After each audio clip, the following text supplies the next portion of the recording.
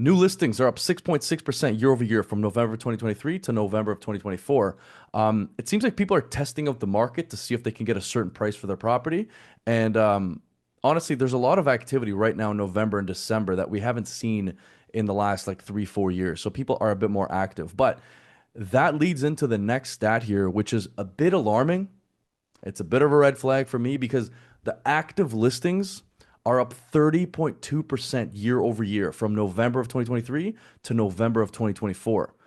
Active listings are up 30%. Okay. So, again, in my opinion, it seems like a lot of people who were told that they could get a certain number for their property, a certain sale price for their property, that can't seem to get that price are still on the market.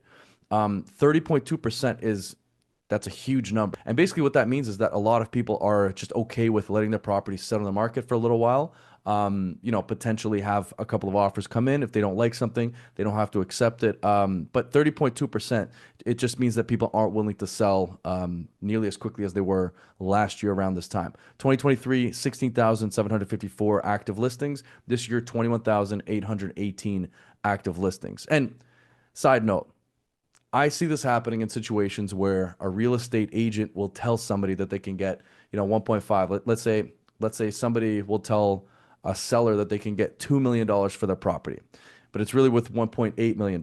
But in order to get the listing, I see a lot of real estate agents be like, yeah, we can get you $2 million for this. Absolutely. When in fact, there's no chance of anybody getting $2 million for that property. It's worth 1.8. They end up getting the listing over somebody that tells them the actual price of what it will sell for. Um, and then it just sits on the market. Sometimes it just doesn't get showings. Sometimes they get a couple of showings. They get significantly lower offers, and then everyone gets mad at each other. The seller gets mad at the agent. The agent is like, "Well, it's not the market changed," or whatever excuse they want to use. And then they use a bunch of strategies to bring down the price, and they eventually sell significantly lower than what it was listed for, and everyone's mad at each other. That's why the active listings are so high. And I think that I've been seeing that more and more lately. Myself and my team, we will not take any overpriced listings. I say this all the time.